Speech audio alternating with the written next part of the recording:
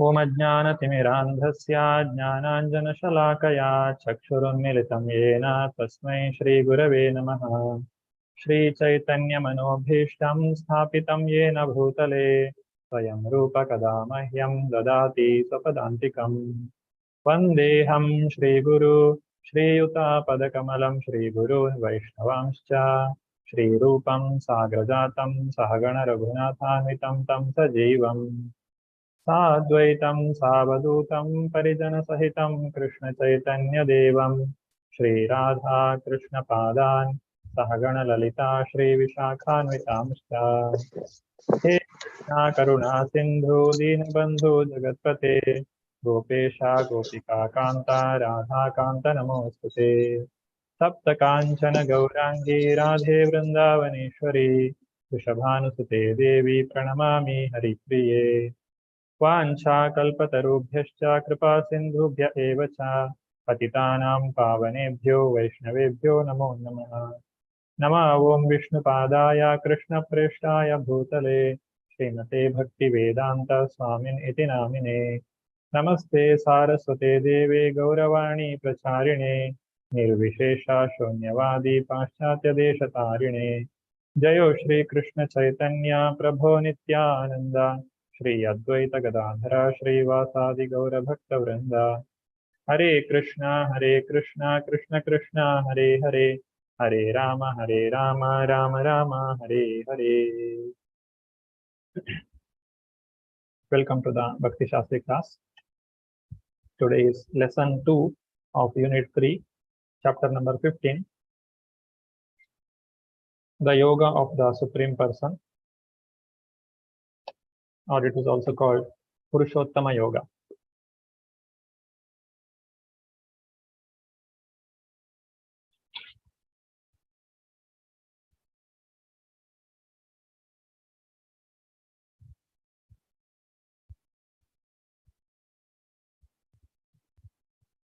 श्री श्री राधा गोविंद की जय, श्री श्री गौर निताई की जय, श्रील प्रभुपाद की जय।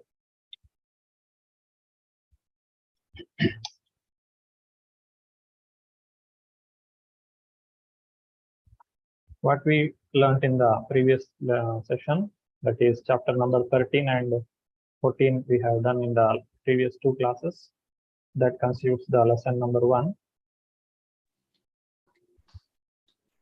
Explain the entanglement of the living entity in the modes of nature and how to transcend these modes with reference to the Bhagavad Gita, chapter number 13 and 14.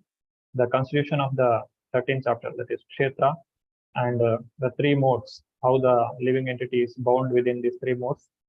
It's very elaborately Krishna has explained this, and identify the ways how we can personally, how we are personally influenced by the modes of passion and ignorance, and the practical ways to develop the mode of goodness.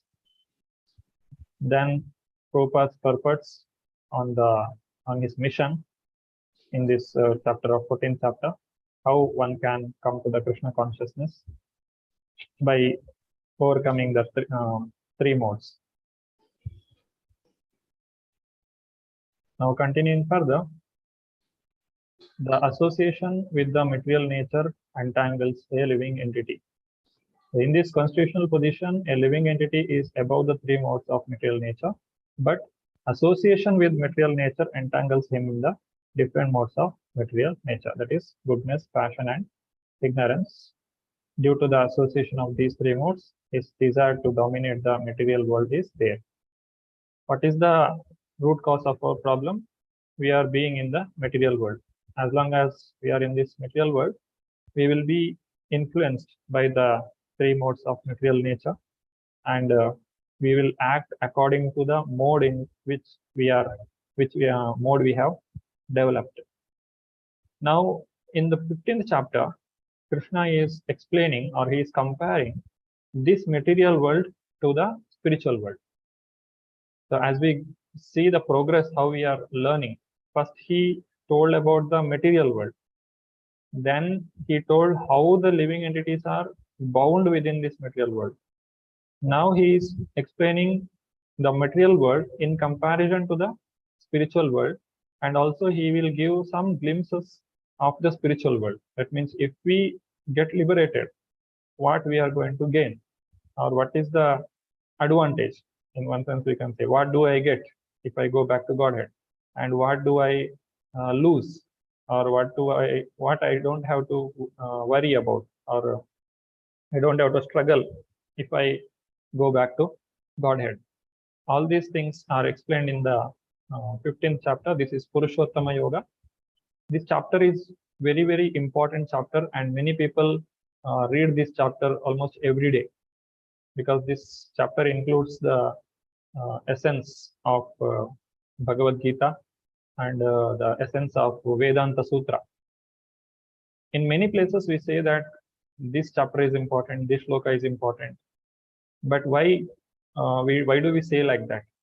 Then which one is important? If that is also important, 9th chapter is also important, 10th chapter is also important, we say, and 15th chapter, 12th chapter, everywhere we say this is the important. What is that important? So the point here which is being told as important is the same, even though it is explained in the different chapters. So what is that importance? It is the point where Krishna is explaining how we can get out of this material world. It may be 9th chapter or 10th chapter or 12th chapter or 15th chapter. It is directly speaking about how one can get rid of this material entanglement. Now, when a person comes to material world, the living entity will be controlled by these three modes, depending on what kind of nature he has developed. The living entity has the freedom to develop a certain kind of nature based on his desire. So what kind of desire he is going to develop, and how the desire is going to be decided, what kind of desire I will be having, it is depending on the association that I am having.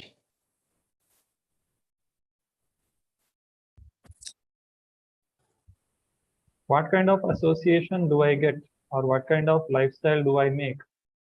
Based on that, the person will develop certain kind of mode, and these three modes, which is able to control the living entity, there is nothing but the material nature. These three modes will control him. How we react for someone, if somebody is coming and talking to me, how do I react? It completely depends on in what mode I am at that particular moment. If somebody asks me to do certain things, so how do I react to him? How do I, whether I will answer to that question, or do I take that activity in a positive way? It all depends on what kind of mode you are in at that particular moment. If we observe ourselves in a day-to-day activity, in the morning, everyone is almost in the mode of goodness.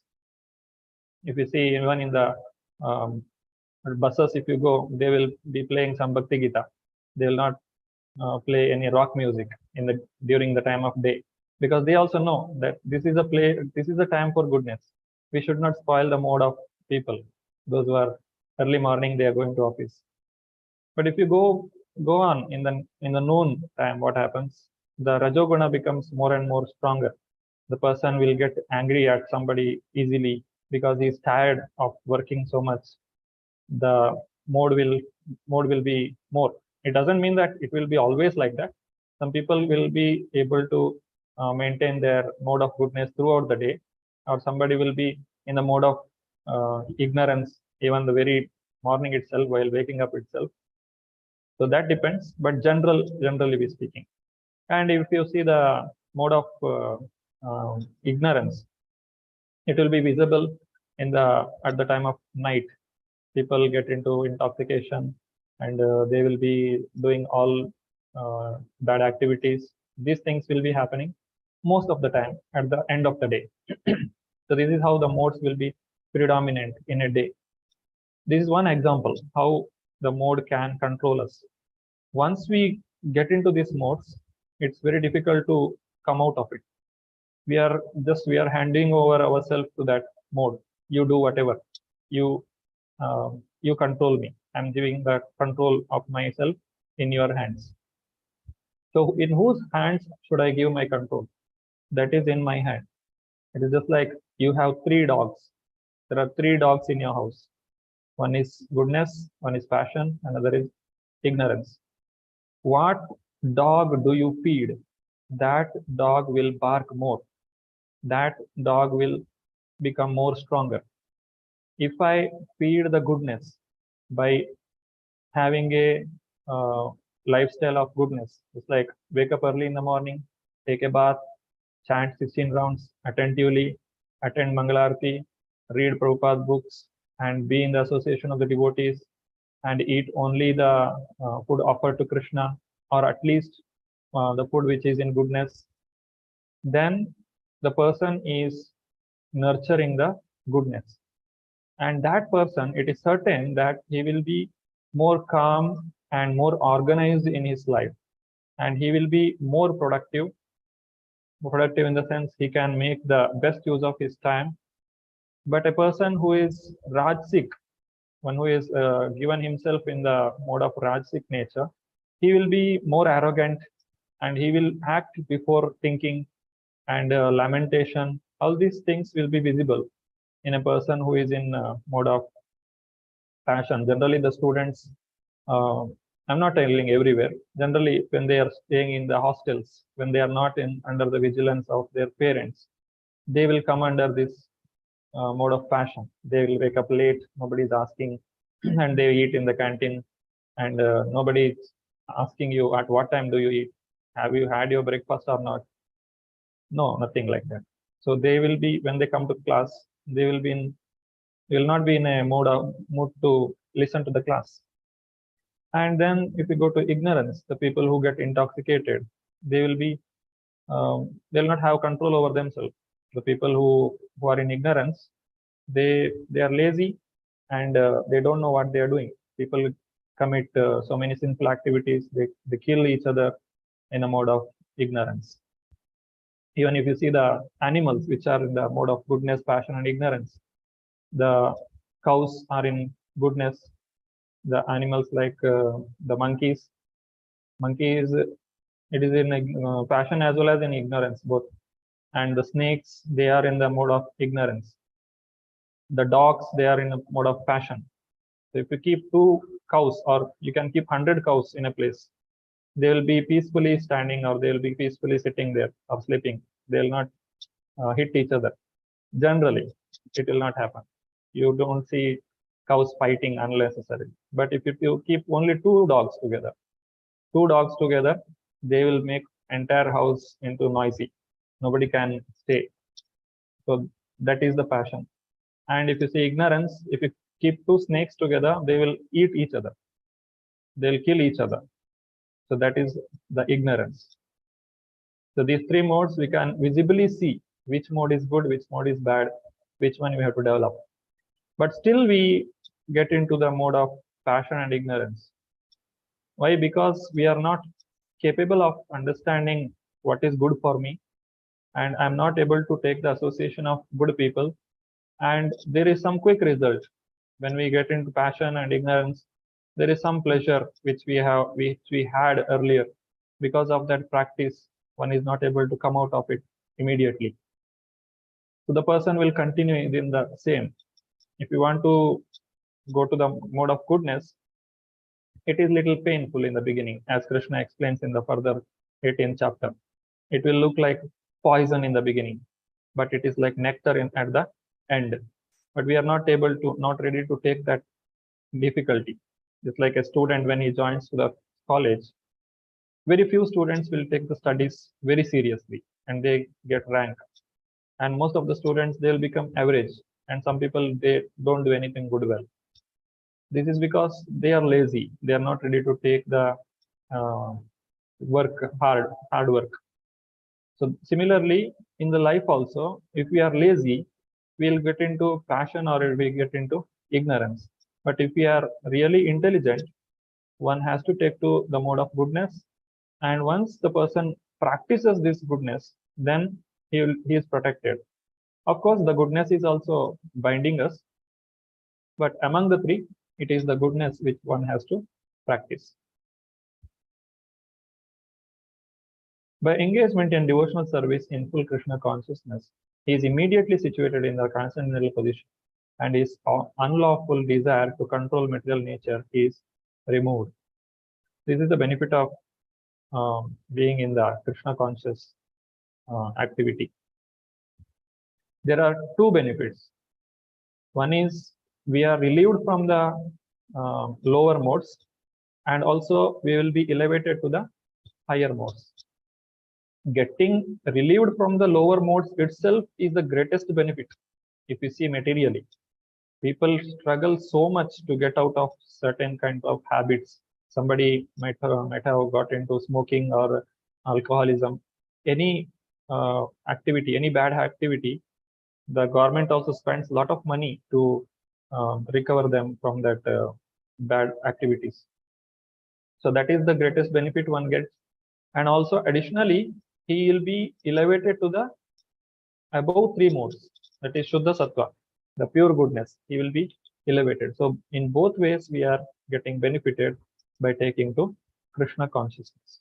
So Prabhupada is explaining here how a person can save himself by taking to Krishna consciousness. Prabhupada has spread the Krishna consciousness all over the world.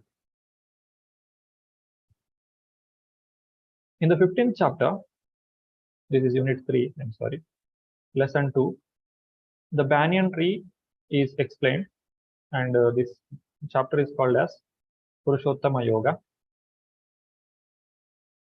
This chapter has only 20 shloka. The 12th chapter and 15th chapter, these are having only 20 text, 20 shloka in the chapter, the smallest chapter. The first 5 shlokas will be explaining about the banyan tree, how the banyan tree is situated, what are its different parts, how it is being nourished, all these things. Then transmigration of the living entity within this material world. Then how Krishna is maintainer. Krishna is maintaining everything. This is a wonderful shloka here. We can meditate, we can contemplate on this 12, 13, 14, 15. Krishna as the maintainer.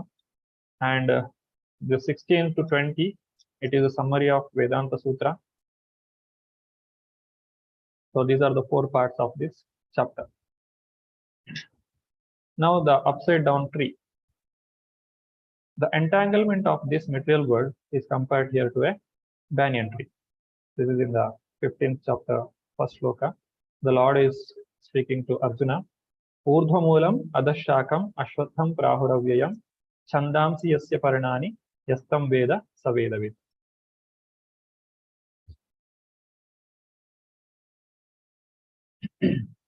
So where is the actual tree? The actual tree is in the spiritual world, and this material world is upside down. The roots are above and the branches are below. This is possible only in the reflection. That means whatever enjoyment that we are getting here, it is all only in the illusory enjoyment. It is not true enjoyment. We are just thinking that I'm enjoying, but whether we are enjoying or suffering, it is both suffering only, but we are not able to understand it. We take the enjoyment, the suffering of this material world to be enjoyment, or the cessation of suffering, the time period between two sufferings is taken as enjoyment in this material world. But the true enjoyment is not present within this material world, because this is a reflection. Just like if there is a mango in the tree, and the reflection of that mango is visible in a river which is flowing next to it. Now, if you jump into the river and try to catch the mango, it is not available there. You cannot enjoy that. You'll only break your head. But the actual mango is in the tree. You have to look up and go there, and then you can find it. It is not possible to catch the mango by jumping into the water or getting into the reflection.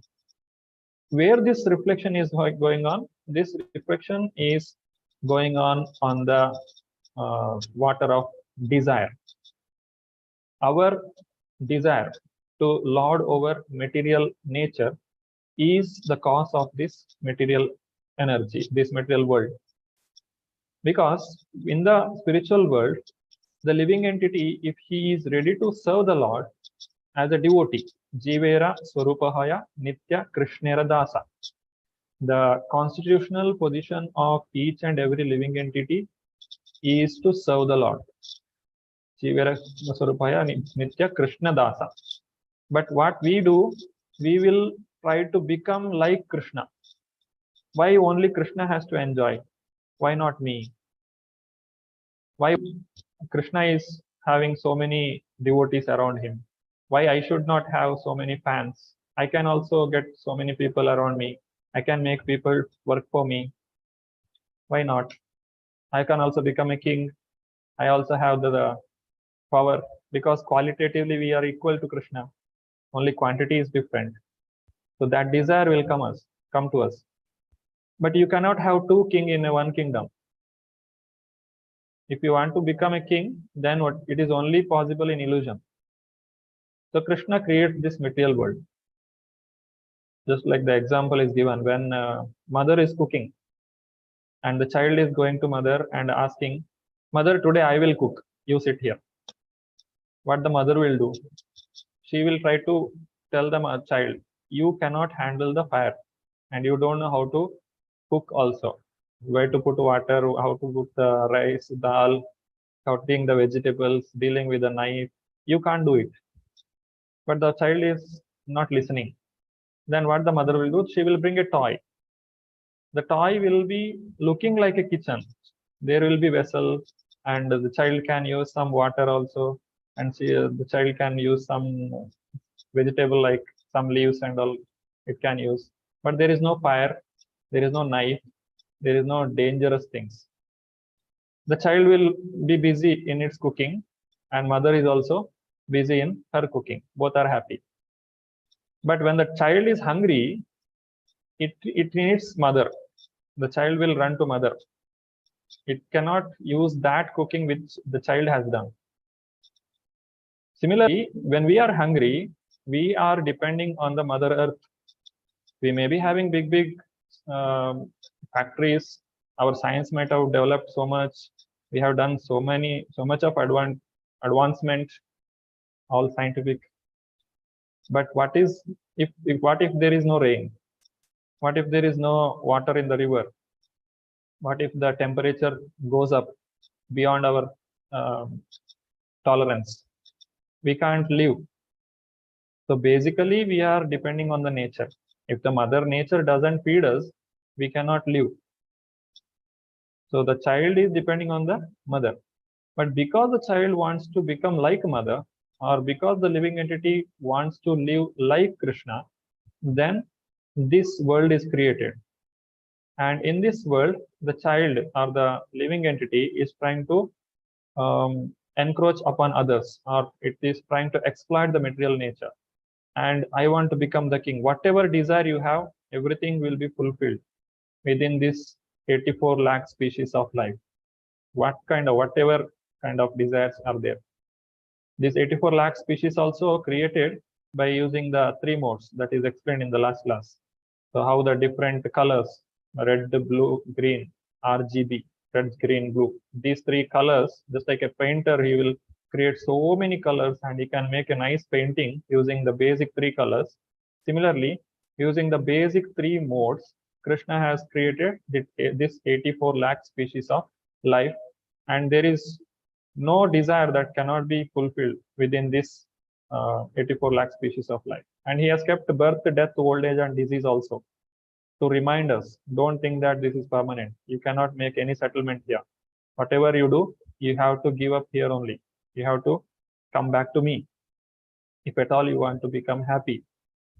But as long as we try to make the adjustments and be here, we keep on suffering. And there is no bigger suffering than birth and death. The birth is very painful and the death is also very painful. Just like a person, he might have accumulated any amount of money, but the enjoyment that he gets with that earning, it is less than the pain that he's going to get at the time of death. You can ask a person, I want to kill you now after 5 minutes. You ask me whatever you want. Then will that person will agree to be killed? He'll not agree because nobody is ready to spare their life for anything. We love ourselves more than anything. So that death is very, very painful. 40,000 scorpions are biting a person at a time. How much pain it will be there? So much pain is there for the living entity because we are attached to this body. When we are going out of this body unwillingly, the Yamadutas are removing or they are snatching the jiva from the body with so much of power that the living entity will feel a lot of pain. But for a person who has realized that this material body is temporary, I have to give up this body, and he has given up the attachment, for him it is very easy. The example is given, just like the cat is catching the rat, cat is catching the kitten. When the cat catches the rat, it is death for the rat. But when the cat is catching its own kitten, it will be very like mother is catching the child, mother is holding the child will feel very happy. Similarly, the devotees will give up their life. So as long as we have this desire to control over this material world is there for us. But as soon as we stop controlling the material energy and we align our desire in line with Krishna, we want to serve Krishna, then we will be in spiritual world. Urdhvamulam, the root is upwards, and Adha Shaka, downward branches. Leaves are the Vedic hymns. Tips are the tips of the branches are the senses, and twigs are the sense objects. Senses are, we have 5 knowledge acquiring senses, that is eyes, nose, tongue, ear, and skin. And we have 5 objects for that senses: Shabda, Sparsha, Rupa, Rasa, Gandha. Then fruits of this material world is Dharma, Artha, Kama, and Moksha. These are the Chaturvida Purushartha.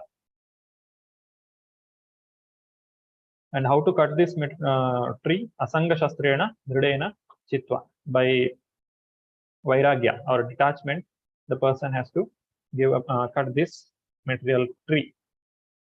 Cut down this strongly rooted tree with the weapon of detachment. This is another image we can see here. This is the spiritual world. And here is the desire, the water. And on this desire, the material world is reflecting. Now Brahma also has a desire. He wants to create. So he gets this material body. His body is also material. He is also Jiva. But he is the supermost. He is the greatest among all the demigods. Then some people are almost near to Brahma, the Indra and all the Devatas. They are at the higher position. And as you go downwards, the people are, you can see the human beings, civilized human beings, uncivilized human beings. People are killing each other. And then if you go downwards more and more, you can see the cruel animals, and here reptiles, snakes. So the consciousness is going downwards. This is goodness, then comes passion, then comes the ignorance. So like this, the activities are picturized here. Anybody like to read? They can raise their hand. Anu Mataji. Hare Krishna Prabhuji. Urdhva Moolam. Just like if you have to keep yourself, the legs are up and the head down. Somebody keeps you like this, how long you will feel comfortable? If somebody takes your legs and catches you, your head down, then it is not very comfortable. So this whole material world is that. Urdhva Moolam. The Moolam should have been down, but it is up. Therefore, it is uncomfortable. Hare Krishna Prabhuji. Continue. Another explanation is, it is perverted reflection. We have got experience of the Urdhva Moolam. On the bank of a river or the bank of a pond, tree standing. But the reflection we find that the same tree has become Urdhva Moolam and Adha Sakham. So by this statement, Krishna says that this is not real. That reflection in the water of the tree is not real. Real tree is up. Similarly, real enjoyment, real varieties, everything is in the spiritual world. It is simply reflection. It is not fact. Therefore, our enjoyment here is called Maya or illusion. Bhagavad Gita 15.1, Bombay, February 26, 1974. Hare Krishna, Prabhuji. Thank you, Master. Hare. Now, how to come out of this entanglement? That is explained in the text number 5. Nirmana moha jita sanga dosha adhyatma nitya vinivritta kama dvandvair vimukta sukha dukkha sanyair gachyantya mudha padamavyayam tat. Those who are free from false prestige, illusion, and false association, who understand the eternal, who are done with the material lust, who are freed from the dualities of happiness and distress, and who, unbewildered, know how to surrender unto the Supreme Person, attain to that eternal kingdom.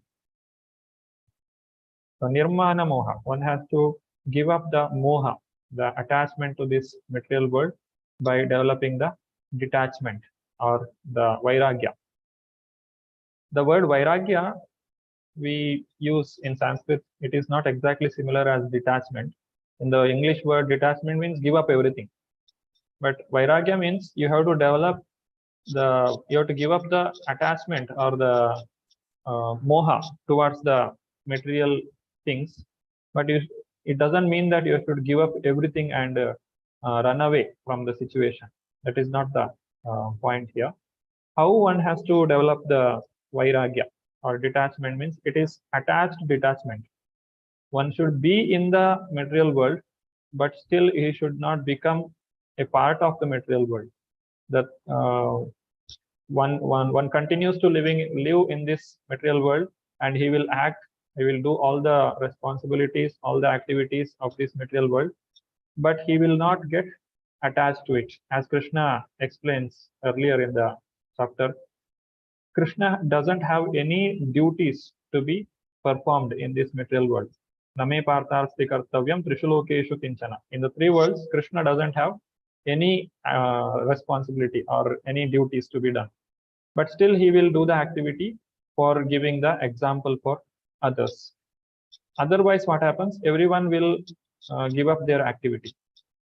A devotee is also acting in the same manner, because yadyad acharati shrestha tattat evetor janah.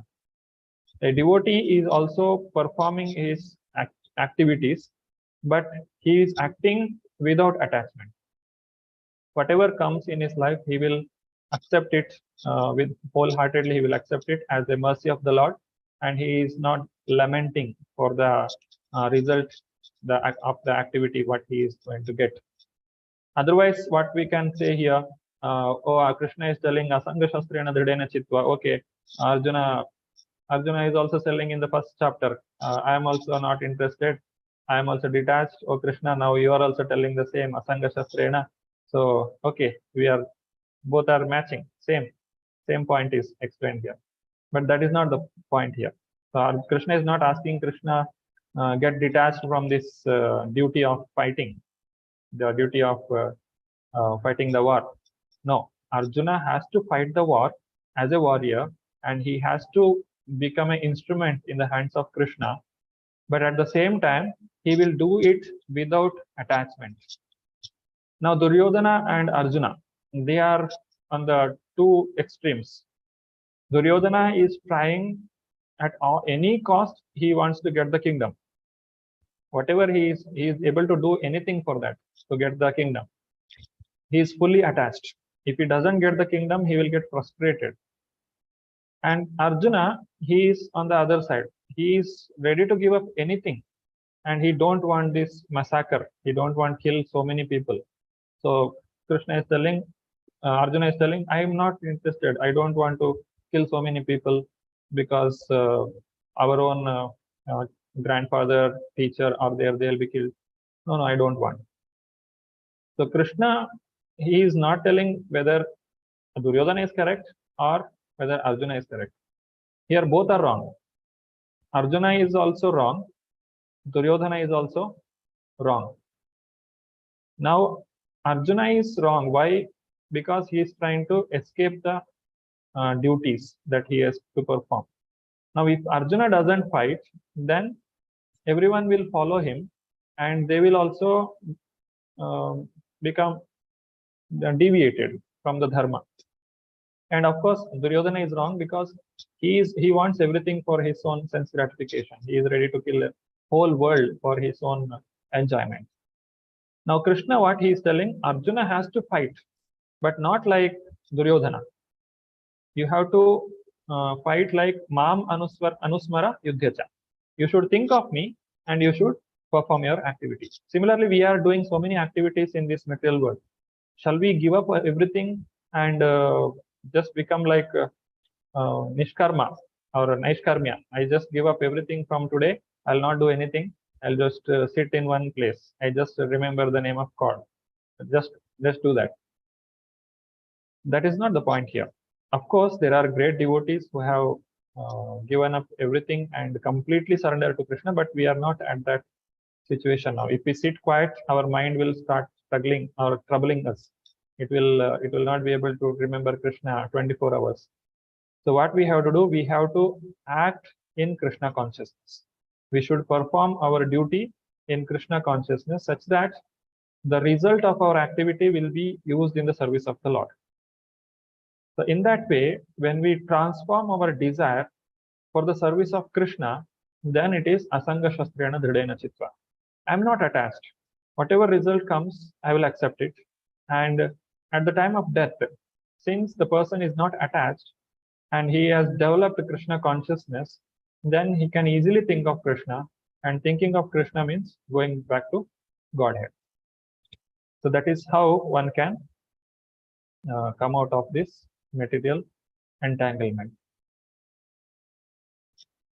Raghunath Prabhu.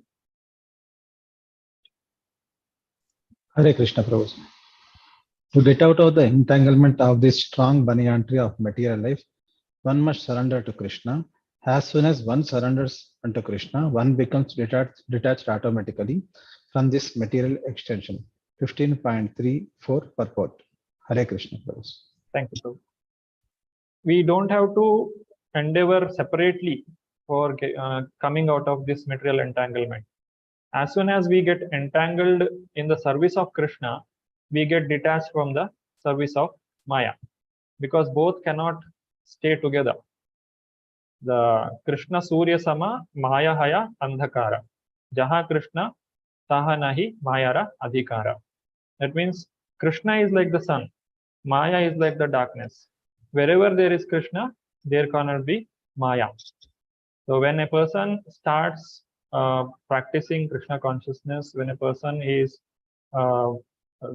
following 4 regulative principles, chanting the Hare Krishna mantra and being in the association of the devotees, automatically all the bad habits will go away. There is no separate endeavor for that. It's like when you are cooking, you are burning the fuel for making the food or for cooking the food items. You are not thinking about destroying the wood or any gas, whatever. It gets destroyed or it gets emptied as a part of your activity. Just like if you have LPG cylinder, you are connected to the stove and you are cooking. Now you are cooking because you want to make the food. You're not thinking, I want to empty the cylinder. But emptying the cylinder, it will happen automatically as a part of your cooking. So don't think about all your bad habits. Oh, I have this bad habit. I have this one. How can I come out? There is no need to lament on this point. Just engage positively. Just serve Krishna. Then all the bad habits, everything will go away automatically. So both will happen together. Now, once we reach the spiritual world, how it will be, that is Krishna is explaining this. Just like Krishna is giving some taste of the spiritual world. If you want to say, you can say someone how tasty is the sugar candy. You can explain it in so many ways, but the person will understand it only when he tastes it or when he keeps the sugar candy on his tongue. So Krishna is explaining how the spiritual world here. By seeing this, we should get the knowledge, or we should endeavor, or we should desire to go there. How is the spiritual world? Vijay Prabhu, Hare Krishna, you can read. Hare Krishna Prabhuji, Dandat Pranam. न तद्भासयते सूर्यो न शशांको न पावकः यद्गत्वा न निवर्तन्ते तद्धाम परमं मम. Hare Krishna. Read the purport. That supreme abode of mine is not illuminated by the sun, nor moon, nor by fire or electricity. Those who reach it never returns to this material world. Bhagavad Gita 15.6. Hare Krishna Prabhuji, Dandat Pranam. Thank you. The spiritual world doesn't need any source of light. The light is already there. Everything is illuminated, self-effulgent. There is no separate light is needed. But the material world, it needs light. This material world is like a shell, a coconut shell. The coconut, if you see, it has a outer shell, the thick one, and inside that there is a hard shell, and within that there is a white thing which we use for cooking, and within that there is water. Similarly, this universe is also same way it is made. The 5 elements, they are making the layers of this universe, and each layer is 10 times more than the previous, one after another: earth, water, fire, air, ether, like that. So what is there inside? Inside the coconut, it is dark. There is water and there is fully dark. And within this dark universe, there is a need for sun and moon. But outside the universe, or outside this material world, there is no need to have any sun and moon. It is self-effulgent. Everything is visible clearly.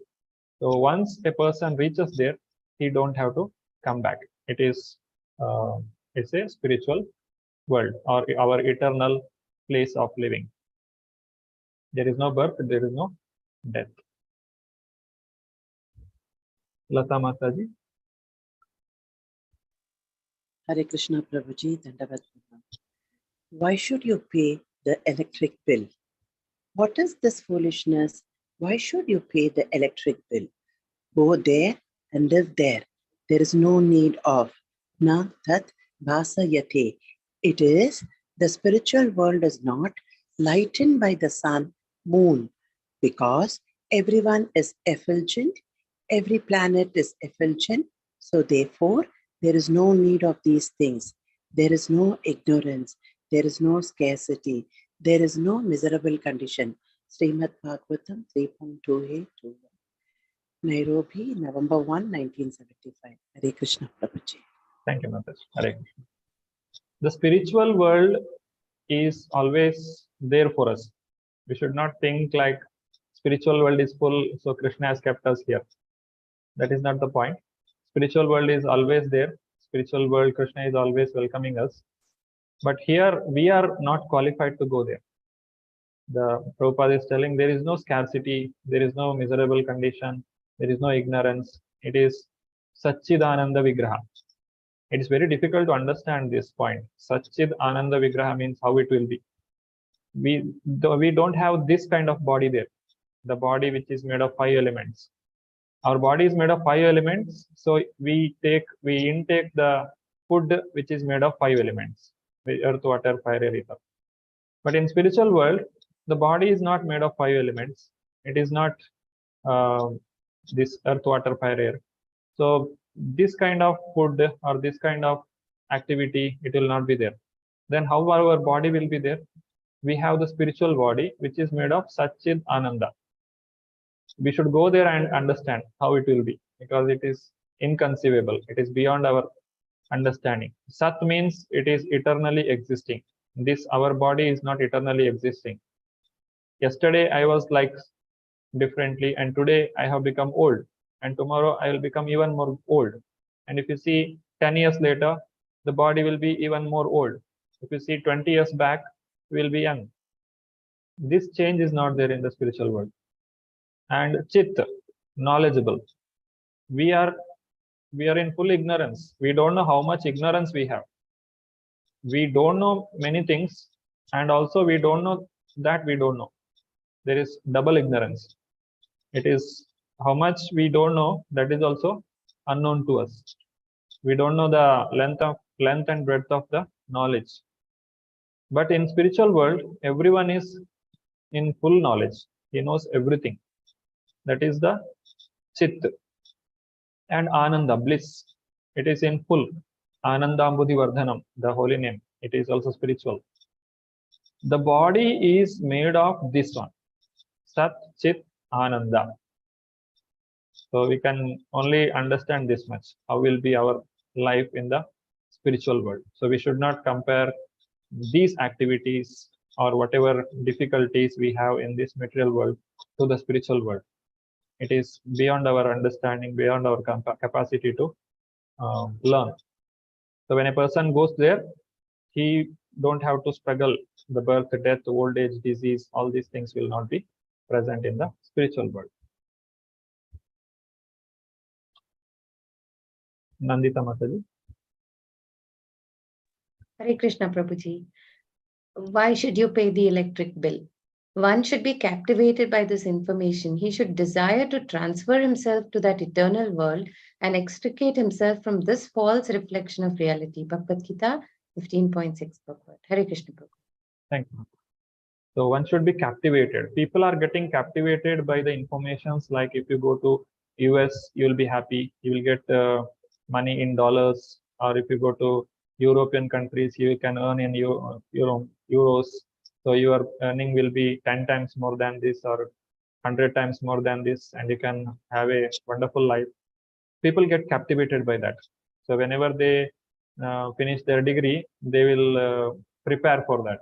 They will speak like Americans and they will behave like Americans. They dress like Americans. They act like Americans or any other country, wherever they want. They learn their language, America, Germany, or Japan, whatever. So Prabhupada is telling you should captivated by this information, which is given by Krishna. Just imagine if you go there, you don't have to worry about anything eternally. If you go to any other country, you may earn some money, and anyhow, the birth, death, old age, and disease is always there. But if you go to Krishna, these problems are once at all, it is completely gone. It is not there at all. So one has to endeavor for this. One should try to transfer himself to the eternal world of Krishna. And Krishna is also welcoming. Krishna is trying with all means. He's coming here, he's making the pastimes, he's sending his messengers, he's sending the spiritual master and trying to educate us. So we should take advantage of all this information, all this opportunity, and try to go back to Godhead. Further continuation. Archana Mataji. Hare Krishna Prabhuji. Vayur Gandhan Ivasayat. Bhagavad Gita 15.8. The living entity in the material world carries his different conceptions of life from one body to another as the air carries aromas. Thus, he takes one kind of body and again quits it to take another. Hare Krishna. Thank you, Mataji. So the air and the aroma, they are not same. It's not a part of the air. Aroma is not a part of the air. Some, if you have there is a flower. The flower has fragrance, and that fragrance, it will be carried by the air which is passing over it, and the air will carry that fragrance to certain distance, and whoever is there nearby distance, they will have they will feel that fragrance. Similarly, the body, the material world or material body, whichever given by this material world, it is carrying the jiva from one body to another. The living entity in the material world carries its different conceptions of from one body to another, as the air carries the aroma. So when we are going from one body to another, all our the conceptions what are present within us, they are getting carried, but it is not belonging to us. Originally, it doesn't belong to us, but because we have come in touch with this particular body, the person will develop certain kind of activities or certain kind of tendency he will carry. And we identify with that. When we take the body of a dog, we think that I'm a dog. When we take the body of a cat, we will think that I'm a cat, or whatever, a monkey or a fish or a bird. We will identify with that kind of mode and the body itself. All those conceptions, all those desires, we identify with itself. But in reality, none of them belong to us. It's all we got because we came here. The air got the aroma, either it may be good or bad. It is because the air has come in touch with the flower or any good smelling object or bad smelling object. Because it has come in touch with it, it carries or it will get the entanglement with that. But otherwise, the jiva is always pure. Now, how the senses are present in our body? Adhishtaya mana, 13.9 you can see. Shrotram chakshu sparshanam cha rasanam ghranam eva cha adhishtaya manaschayam vishayan upasevate. Now, the air is carrying the fragrance, aroma. Similarly, our senses is grasping the knowledge of this world. I am going to see something, I get attached to it. I hear something, I get attached to it. Or whatever input I get from this material world, I will develop certain kind of desires based on that. So these senses are the instruments. They are connecting ourselves to the material world. Whatever happening in this material world, we get through these senses. If a person doesn't have the senses, a person cannot see, he cannot speak, he cannot hear, he cannot smell, he doesn't have the sense of touch. It is nothing but a stone.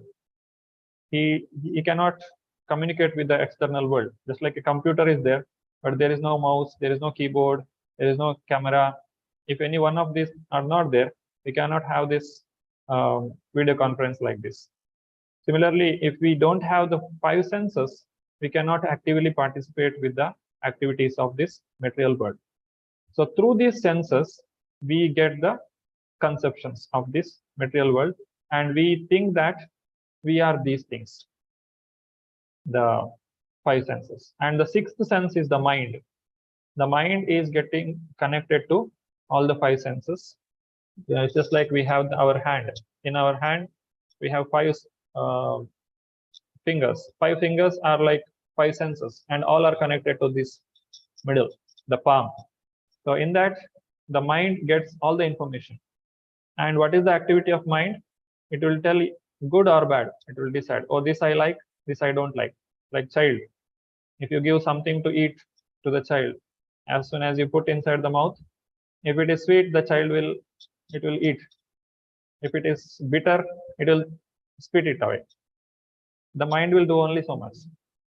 Then comes the intelligence, which will decide whether it is good or bad. Then comes the soul. So like that, we have studied those things in the 6th chapter. So like that, the living entity is communicating with the material world through the 5 senses. Anu Mataji. Process, Hare Krishna Prabhuji. Process of transmigration. Sotram chakshusha sparashanam cha rasanam grahanam ivacha adhisthaya manaschayam visayan upasevata. The living entity, thus taking another gross body, obtains a certain type of ear, eye, tongue, nose, and sense of touch, which are grouped about the mind. He thus enjoys a particular set of sense objects. Bhagavad Gita 15.9. Hare Krishna Prabhuji. Thank you, Mataji. This material entanglement, it is so complicated that it will create so many desires. When we get one kind of body, we will get so many desires in that body that it takes millions of years to complete, or millions of birth one has to take to fulfill all those desires. And in each and every birth that we take successively, it will develop more and more desires, so that we will be permanently entangled within this material world only. We cannot come out of it. It becomes very difficult. And what kind of body we are getting, accordingly we have to act. We cannot act otherwise. We don't have that freedom. Anybody else like to read? Vijay Prabhu. Hare Krishna Prabhuji. Process of transmigration. Once placed in some particular kind of body, he comes under the control of nature because the body, being matter, acts according to the law of nature. At that time, the living entity has no power to change that law. Hare Krishna Prabhuji. Thank you. So one has to be very, very careful what kind of body he is going to take. It is not in our hands.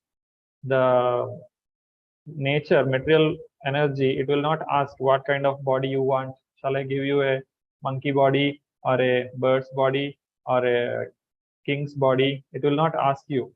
It will only check what are the credits that you got.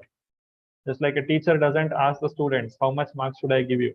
The teacher will give the marks based on your performance in the exam. Similarly, whatever good and bad that we have done in this world, in this one lifetime, based on that, we will get another body. At the time of death, whatever remembrance we get, accordingly, we will get the body. And once we get that body, we hardly have any freedom to act differently. If a dog has got the body, if we get a body of a dog, then one has to bark. There is no other way. A dog cannot cry like a cat. A dog cannot say, I like the sound of cat, so I'll cry like cat. That is not possible. You have to bark because you got the body of a dog. So that is the law. The law of nature is very stringent. It cannot be changed. Nandita Mataji. Hare Krishna Prabhuji. Process of transmigration. Suppose an entity is put into the body of a dog. As soon as he's put into the body of a dog, he must act like a dog. He cannot act otherwise. And if the living entity is put into the body of a hog, then he's forced to eat stool and act like a hog. Purport 13.21. Hare Krishna Prabhuji. Thank you, Mataji. So this is the process of transmigration. This is very stringent law of material nature. We should think before acting.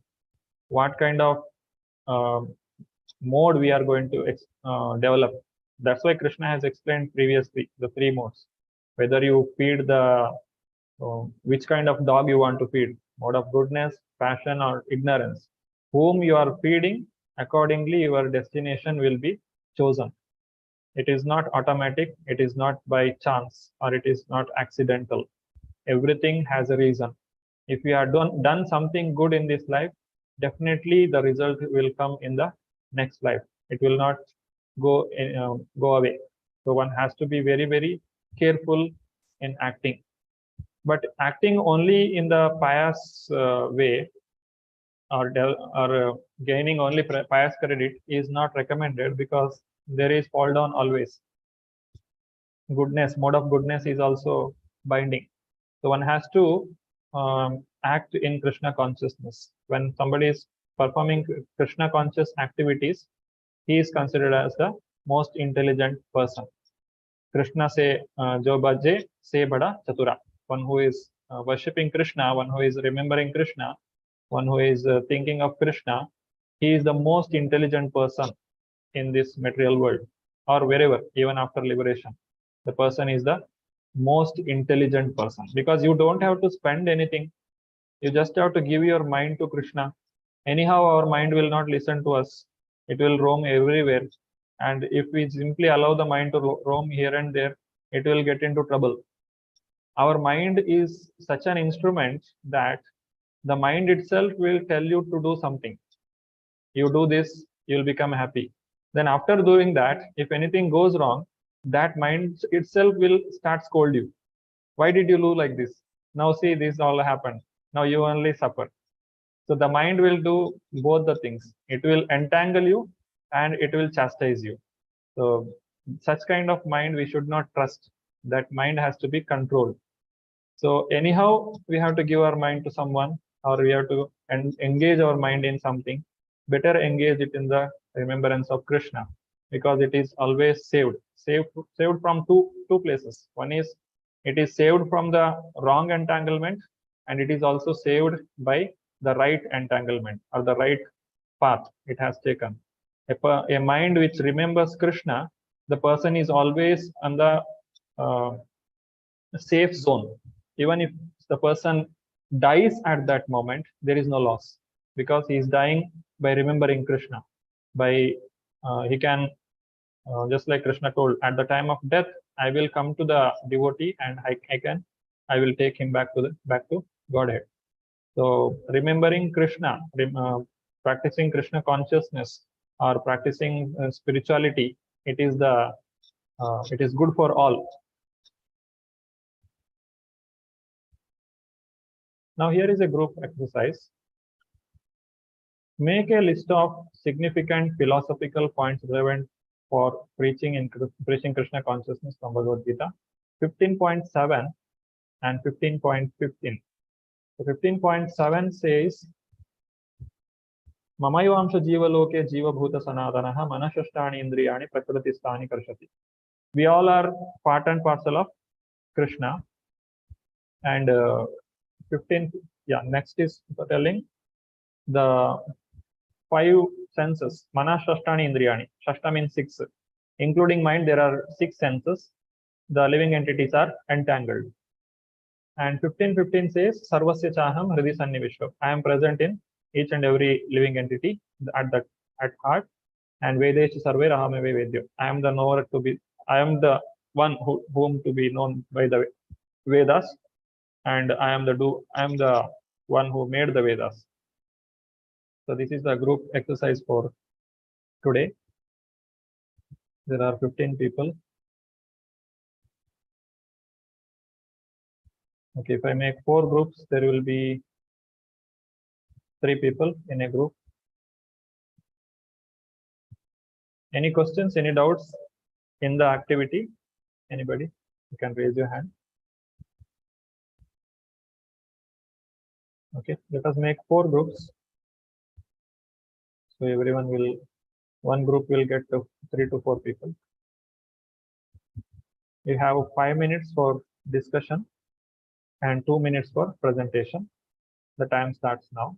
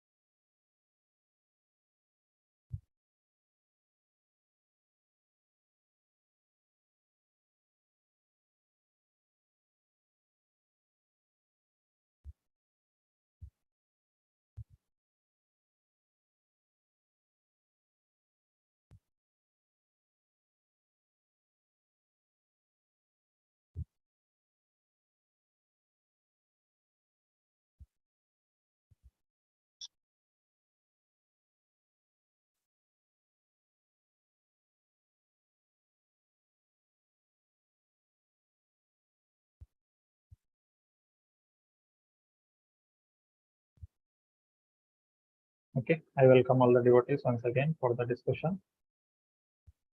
Vijay Prabhu, you can start. Hare Krishna Prabhuji, Dandavat Pranam.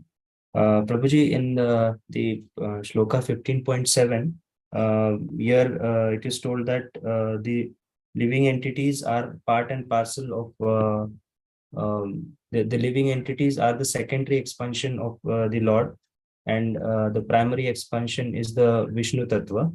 So living entities are actually the individual souls, and they have a minute independence. So if we utilize that independence in a proper way, then we can be liberated. We can go back to Godhead. And if we misuse that independence, then we will be passed on to the lower souls. And here the living entities are described as a fragmental part, like in the material world. Like if we cut the two parts, and then again the two parts can be joined. So this soul is cannot be cut, it cannot be destroyed. So it is just like a part of a gold is a gold itself. So this is 15.7, Prabhuji. And in 15.5, it is said that Lord Krishna gives us the power to remember our past life, to forget our past life. And as per our intelligence, he gives us the opportunity to work. And if we, our primary motive should be to understand the Vedas, and through Vedas, we can understand Krishna. These are the points we discussed, Prabhuji. Hare Krishna. Thank you, Prabhu.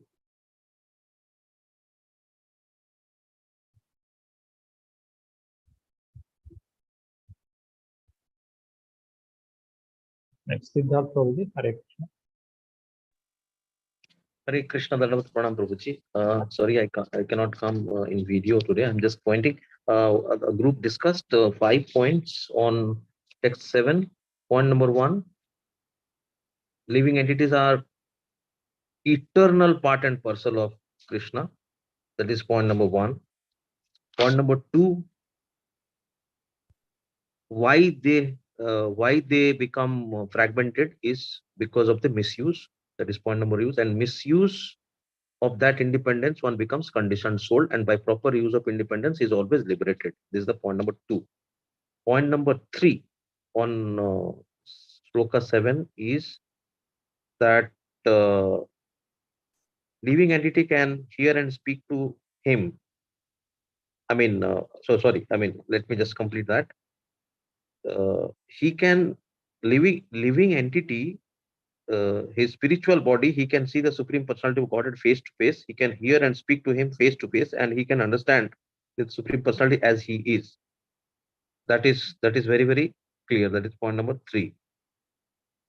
Then point number 4 is again from the word mam eva amshaha.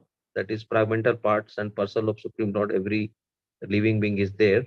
But one important point is coming from chapter 2, that is dehinosmin jatha dehe komaram yovanam jara. So from that also it is established that that the fragmental portion, when liberated from the bodily entanglement, again revive its original spiritual body in the spiritual sky, in a spiritual planet, and enjoys association with Lord Krishna. That is 15.7.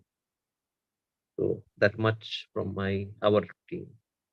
Okay. Hare Krishna. Hare Krishna. Anu Mataji. Hare Krishna, Prabhuji. Yes, 15.7, philosophical point for preaching Krishna consciousness. We all are in a miserable state sometimes. As you said, between one suffering to another suffering, enjoyment comes. That is our happiness. But when next suffering comes, we are again miserable. So all of us, God is saying that it is due to our conditioned life. And we are struggling very hard with our 6 senses, which includes the mind. And we all want to dominate the material nature. And God is saying that you are in a miserable condition because you do not understand your relationship with me. You are my eternal fragmental part. Like any plant you propagate, he will have the same qualities, but in age he will differ. So we are, maybe when he grows up, he will be similar to God, but we are not like that. We will initially have the same little qualities and desires and everything, and God has given us our own individual identity and a minute independence by which we can desire. Like a child also is given minute independence, and his desires are fulfilled by parents, and to a certain extent. And if he is always in the protection of his parents, he has a good life. The life of a child in streets and orphan is not good. A person with his parents is best life.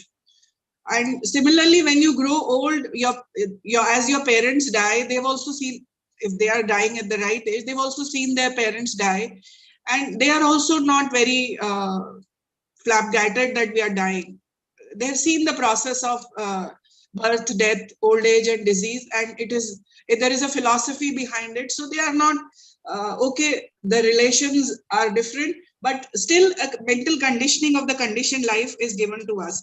So the Lord says that you are my secondary expansion. My primary expansions are my Vishnu Tattvas, and they are his plenary expansions, and they are God himself. But we Jivatmas are his eternal servants, and we are always children of our parents. Even if I'm 80, I'll always be the daughter of my parents.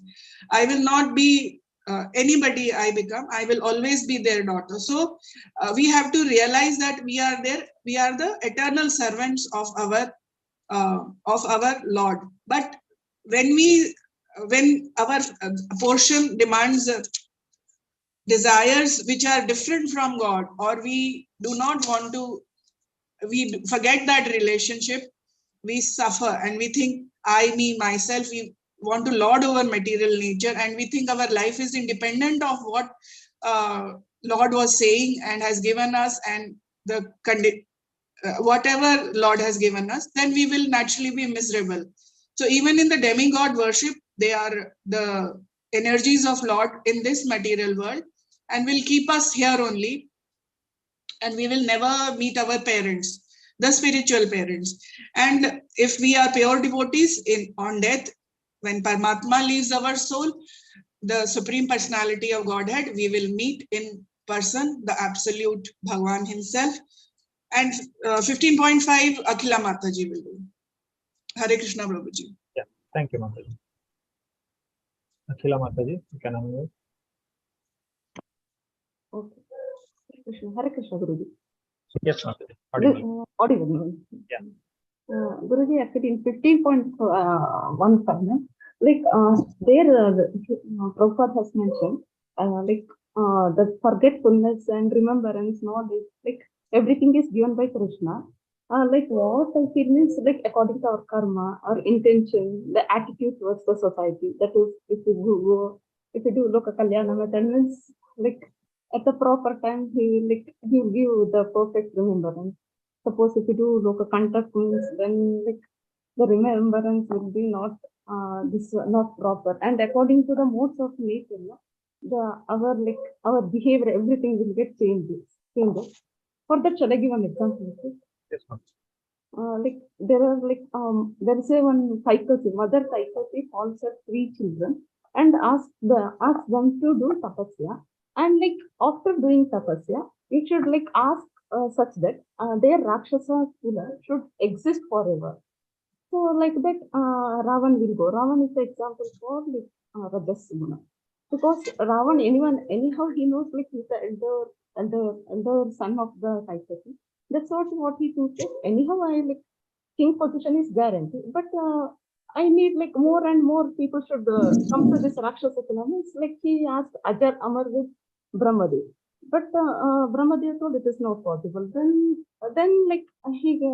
finally he told no one should able to kill him except that human being and the Vanar. Because he thinks that because of Rajas Guna, he thinks that they are very inferior, they can't kill him.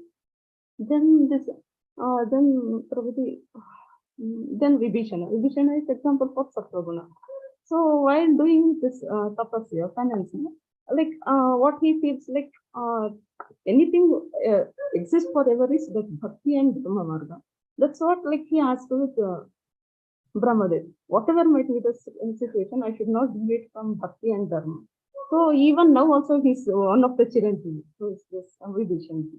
Where and then Kumbhakarna. Kumbhakarna is example for Tamas Guna. Like Kumbhakarna knows Dharma, but still he blindly follows Tamas Guna. Means usually they do copy paste. Like blindly they do anything. So Kumbhakarna was like about to ask Indrasan. He thinks like if Indrasan is there, like we can do anything. Same thing when he was about to ask with Brahmadev, like even Brahmadev was so worried because for karma we have to give karma banana. At that time, Mother Saraswati, she is the Lord of our tongue. So Mother Saraswati tells and like do Maya such that instead of Indrasan, he asks Nidrasan. So that's what Guruji, I want to tell. Like according to the so read it same this tapasya for Brahmadev, same like duration, but because of this mode of nature, everything was different. It's okay. Yeah. Thank you, ma'am. Hare Krishna.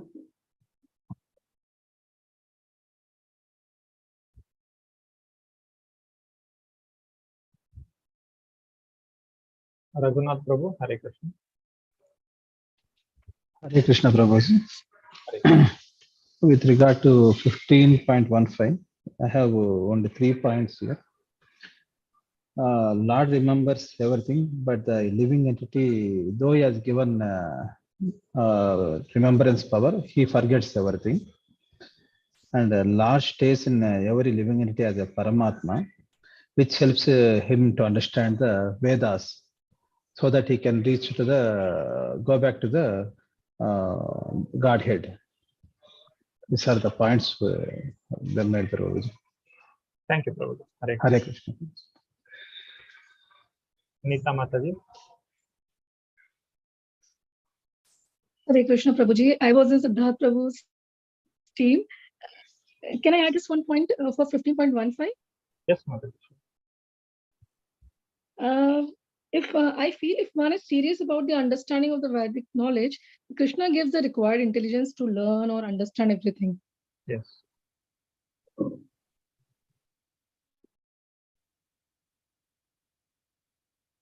Thank you, Mataji.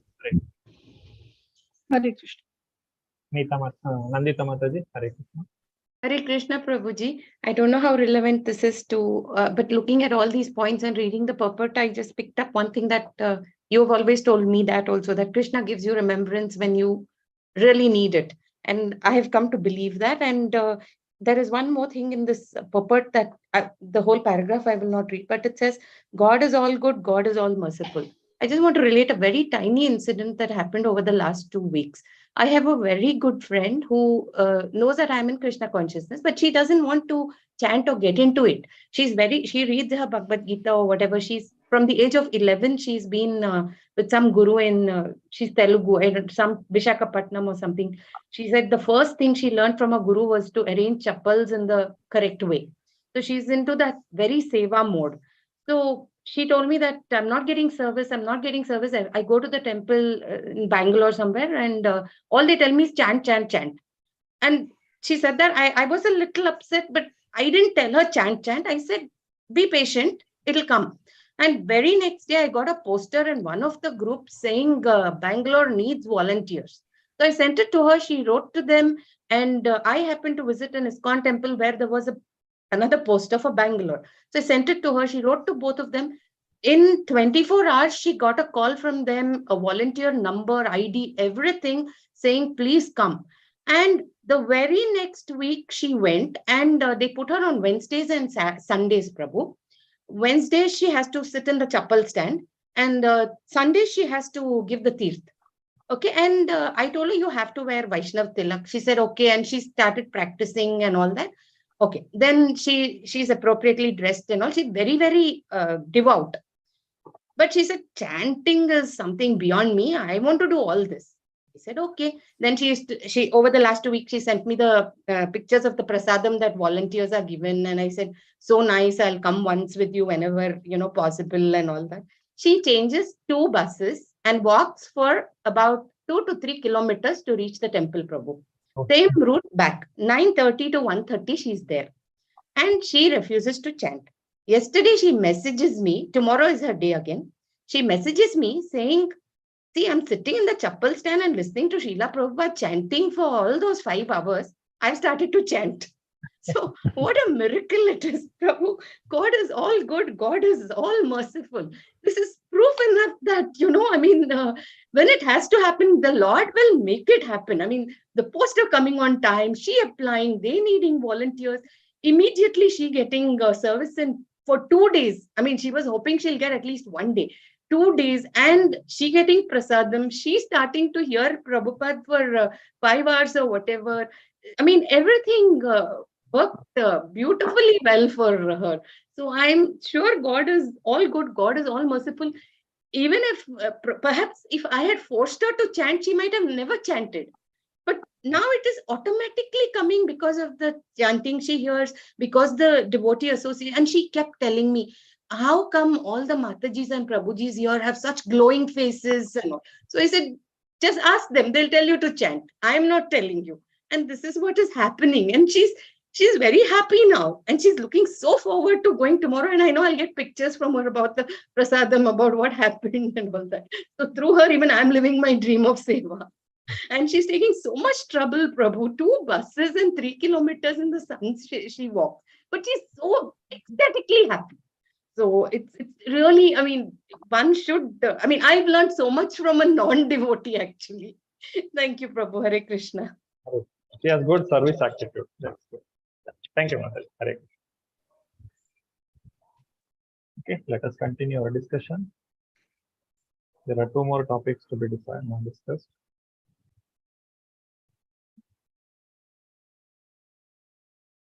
Now, how Krishna is maintaining us, we'll see this in brief. This is the 12th shloka, one can see in the book. Yadaditya gatam tejo jagadbhasayate khilam yachandramasi yachagnav tattejo vidhi mamata. The splendor of the sun, which dissipates the darkness of this whole world, comes from me, and the splendor of the moon and the splendor of fire are also from me. Krishna is the maintainer of not only the spiritual world, he is the maintainer of material world also. When we go back to Godhead, we are directly under the supervision of the Lord, we are directly serving the Lord. And even when we are in this material world also, we are depending on Krishna only. He is only our maintainer. The whole material world, it is full of dark and it needs light. And this light is coming from Krishna himself. If there is no sun, the earth cannot be existing. Scientifically, we can see if the sun, if doesn't give the light and heat, the earth will get frozen. And if the sun gives more heat also, the earth can become a blazing fire. So this is the condition, how optimized the position of earth and sun. That is, scientifically we can see we are actually being maintained. Without Krishna, nothing can happen. Then not only that much, I enter into each planet, and by energy they stay in orbit. I become the moon and thereby supply the juice of life to all vegetables. So it's not only bringing the sun and moon, the Krishna is entering each and every planet, because of which it is existing in the sky. If we keep anything in the sky, it will fall down or it will move anywhere. But exactly at the position how Krishna, the planet, all the planets, and the earth is also rotating around the sun at the right moment, how it is creating so many seasons, how the timings, we are keeping the time in our watch based on the rotation of the earth. That means the time is also being controlled by the Lord only. So he has entered the planet and he is keeping it in the right position. He is the moon, and moonlight, it is giving the juice for vegetables. The fruits and vegetables, the taste is coming from the moon. The plants are growing because of the sunlight, and the taste in the fruit and vegetables are coming from the moonlight. I am the fire of digestion in the bodies of all living entities, and I join with the air of life, outgoing and incoming, to digest the 4 kinds of foodstuff. Now, Krishna, after doing all these things, he has produced the foodstuff on earth by giving the sunlight, and he has given the taste also in that food. Otherwise, we don't eat. If anything, there is no taste. If you eat only rice, there is not even salt also. We eat very little. We cannot eat only because the taste is there. We will eat. So the activity of eating is also controlled by Krishna. He is facilitating it. And after eating, the digestion is also because of Krishna. Aham Vaishvanaro Bhutva Praninam Deham Ashvitaha Pranapayana Samayukta Pachamyannam Chaturvidam. After eating also, we don't know what to do. It will happen. We don't know what happens after going inside. So that digestion is also happening because of Krishna only. The Vaishvanara Agni, he is present there and he is making everything to happen. So sarvasya chaham hridi sannivishta matta smritir jnanam apohanam cha vedesha sarve rahameva vedya vedantakrit veda videya chaham. So these all are hardware. Our body is there. Our body is kept in this material world.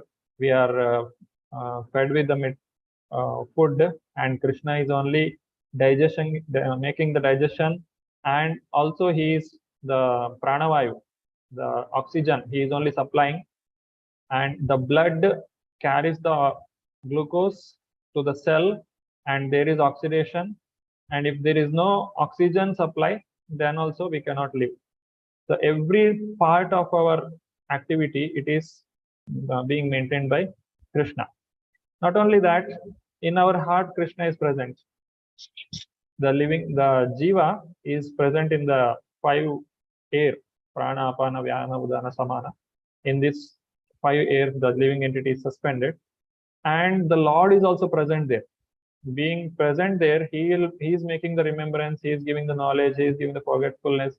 All these things are being given by Krishna himself. We are sleeping today. Tonight we sleep, and tomorrow morning we get up. And who is giving that remembrance, that who am I, what I did yesterday, what I'm going to do today, this all remembrance, all knowledge, it is all given by Krishna. And forgetfulness is also given by Krishna, because forgetfulness is also needed. If we want to forget something, and if you are not able to forget, then the person will go mad. People commit suicide. If somebody is not able to forget some bad incident that happened in his life, they will do everything. They will take sleeping tablets and try to sleep, or somehow they want to forget. So forgetfulness is also a boon of Krishna. And all the Vedas are meant for knowing Krishna, and Krishna is the one who has given this Vedas. In this way, Krishna is maintaining us in all the way. You cannot just think without Krishna, anything can happen. That is impossible. Prabhupada has explained it very nicely in the purport. One can read. Now coming to the Vedanta Sutra 16, 17, and 18. That is the summary of Vedanta Sutra. In this, Krishna is explaining the sutra. That is, sutra means formula. What is the formula? Vyasadeva has given 500 formula. 500 plus there are formula. What is the significance of this formula? Anybody wants to present the spiritual knowledge, their knowledge or their statements, it has to be in line with the sutra. If you want to make some mathematical derivation, then the final conclusion should be it should agree with the formula that is given.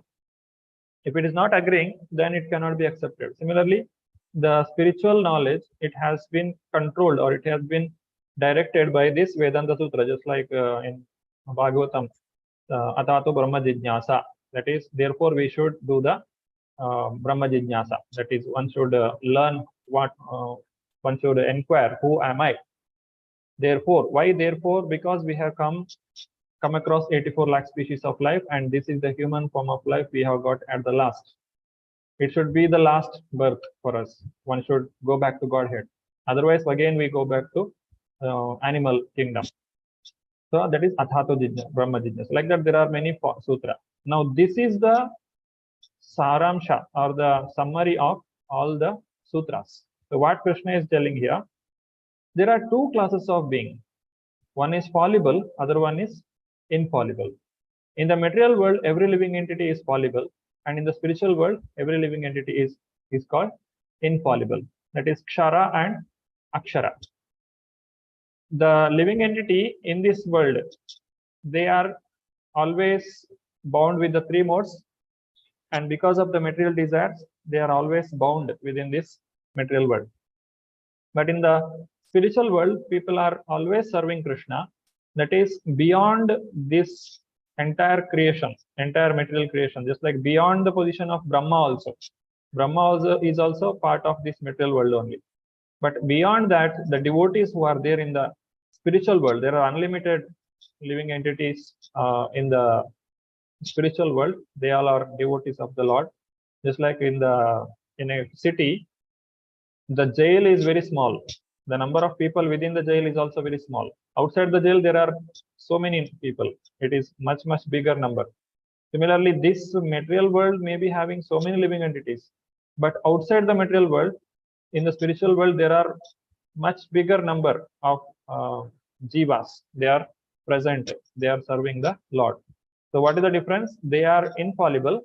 We are fallible. Kshara and Akshara. Now, beside these two, that is, beside these fallible and infallible living entities, there is a greatest living entity, the Supreme Soul, the imperishable Lord Himself, who has entered the three worlds and is maintaining them. So, who is maintaining these living entities? The fallible or infallible, Kshara and Akshara, both are maintained by another person. He is called Uttama Purusha or Purushottama. He is the greatest. He is the maintainer of everyone. So there are three types of people now. One is Kshara and Akshara and Purushottama. That is the Lord Himself. Now, because I am transcendental beyond both the fallible and infallible, and because I am the greatest, I am celebrated both in the world and in the Vedas as the Supreme Person. That is Purushottamaha. Tasmat Charam Atitoham Aksharaadapi Chottamaha Atosmi Loke Vedecha Pratitaha Purushottamaha. So because of this, Krishna is called as Purushottama. That's why this chapter is also named as Purushottama Yoga. This chapter is meant for understanding this Purushottama. Now, this is the formula. We should understand how we are fallible in this material world, and we will become infallible once we go back to Godhead, and we will understand who is this Purushottama. Let us go back to the PPT.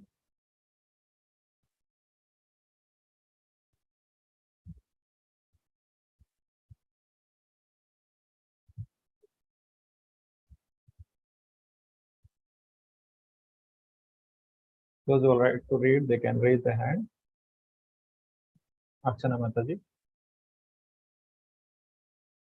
Hare Krishna Prabhuji. As already Vedanta Krit 15.15, as already explained, the Lord in his incarnation as Vyasdeva compiled the Vedanta Sutra. Here the Lord is giving in summary the contents of Vedanta Sutra 15.16 purport. Hare Krishna Prabhuji. Thank you, Mataji. So this is called Tri-Shloki Gita. There are Chatushloki Bhagavatam, where Lord Brahma received the knowledge from Krishna in 4 shlokas. So it's called Chatushloki Bhagavatam. In the same manner, this is called Tri-Shloki or Tri-Shloka Bhagavad Gita. Essence of the Vedas are described in the 3 verses. Vijay Prabhu.